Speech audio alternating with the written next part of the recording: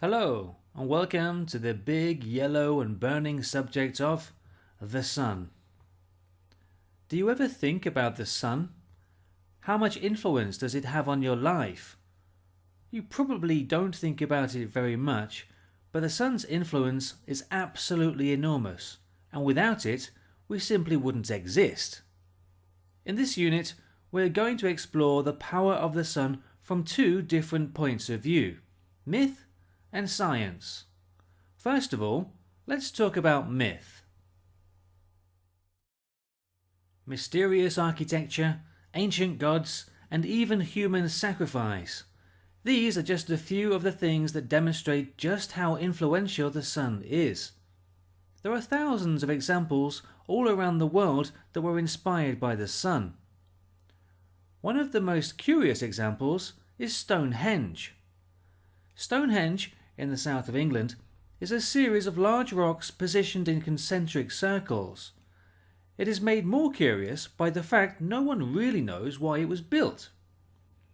Experts tell us that it is about 5,000 years old, as it dates back to somewhere around 2500 BC. There are several theories about why Stonehenge was built. Some theories suggest it was a temple for sun worship and a burial ground. Others suggest that perhaps it was a huge calendar. Whatever the truth is, it is almost certain the sun played a central role. Even now in the 21st century, thousands of people come together to watch the sunrise on the longest day of the year, the summer solstice. One thing we can say with certainty is that Stonehenge was incredibly difficult to construct, as it's composed of huge rocks that weigh up to 50 tons. That's the same as about 40 cars. Don't forget, we are talking about a time that only had very basic tools, so the fact they were able to transport the rocks to the site is amazing, and historians are still debating how they managed to do it. At around the same time as the construction of Stonehenge, one of the greatest civilizations ever to exist were busy building their own mysterious monuments. Of course, I am referring to the ancient and impressive Egyptian pyramids. There are two particular factors that make the building of the pyramids even more mystifying. The first is size, and the second is accuracy. If we take the Great Pyramid of Giza, the only remaining example from the Seven Wonders of the World, as a comparison, Stonehenge is absolutely tiny.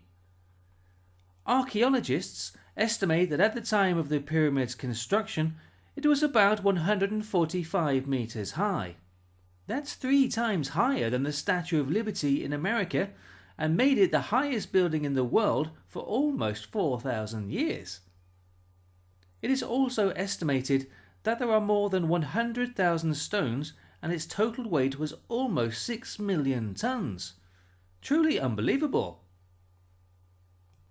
Perhaps the most amazing aspect of the pyramids is their accuracy.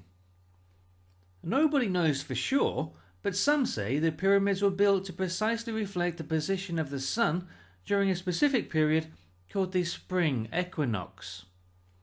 The spring equinox is the day of the year when the sun crosses the Earth's equator and the first day of spring begins. Now, if you remember that we are talking about thousands and thousands of years ago, long before the invention of computers, GPS, and other high-tech equipment, it really is incredible. Just like Stonehenge, there are numerous theories as to how the pyramids were built. Some say, because they are so big, thousands of slaves were used to drag the tons and tons of stones. Others argue that this theory is unlikely because the construction is so precise that they must have been constructed by highly skilled workers. Then, on the other hand, there are even some who suggest they were created by aliens from a distant planet, but that's unthinkable, isn't it? As we pass through time, we can see more and more of the sun's influence. From the ancient Greeks and the tragic story of Icarus with his melting wings, to the Romans with the most famous sun god of them all, the mighty Apollo. Apollo's name can still be heard in modern society and is used for everything from cinemas and American pizzerias to the spaceship that first took Neil Armstrong and his buddies to the moon. Fast forwarding a few hundred years and travelling to the opposite side of the planet to Latin America, we can see that the sun had an even stronger influence on society. All through the Americas' history, from the ancient Mayan civilizations to the Aztecs and Incas, the sun played a fundamental role. Like the Pyramid of the Sun, which can still be seen today in Mexico, hundreds of impressive temples and pyramids were specifically built in honor of the sun. In fact, the pyramids were considered so important that the Aztecs even made human sacrifices by putting victims on a sacrificial stone and then cutting out their hearts and holding it to the air while it was still beating in honor of the sun god. If you think that is bad, after they had killed the victims, they proceeded to eat them, but it was all in the name of God, so that's okay, right? In the 15th century, science began to play an important role. A Polish scientist, Nicolaus Copernicus, challenged the common view that the Earth was the centre of the universe. At that time, the Church was incredibly powerful and influential, and the ideas went totally against the philosophical and religious beliefs. His revolutionary ideas were also rejected by fellow scholars who were, perhaps, afraid of the Church. A century later, the father of modern science, Galileo Galilei, developed Copernicus's work and, with the help of his improvements in the design of the telescope, he presented further evidence that the Sun was, in fact, the centre of the solar system. One of Galilei's most significant discoveries was that of sunspots. Sunspots are areas of the Sun's surface which are not as hot as the rest.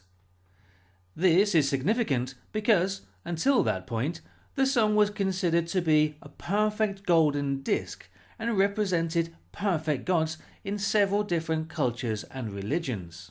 The discovery of these imperfections not only challenged this view of perfection, but also helped to demonstrate that the Sun actually rotates.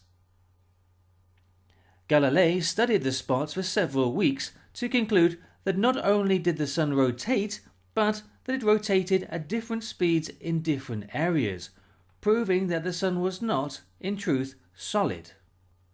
Once again, the Church rejected his ideas, but his evidence was so great that it really was the beginning of the end of the idea that the Earth was created by God to be the centre of the solar system. Moving to the modern day, we can use our powerful computers and multi-million-dollar telescopes to see clear images of Galileo's sunspots, as well as other phenomena such as solar flares. Solar flares occur when the Sun releases massive amounts of energy from its surface. These eruptions can also cause solar quakes. Solar quakes are like earthquakes, but the difference is that they are millions of times stronger. As part of the chain reaction, solar quakes can send out huge solar tsunamis with waves that are thousands of meters high. Having such a powerful neighbour does put things into perspective, and maybe we should feel lucky with our privileged position in the solar system. If we were closer to the Sun, we would all fry like sausages, and if we were further away, we would all freeze to death. Well, I hope you are not freezing or frying to death, and I hope you enjoyed this unit. Until next time, ciao for now.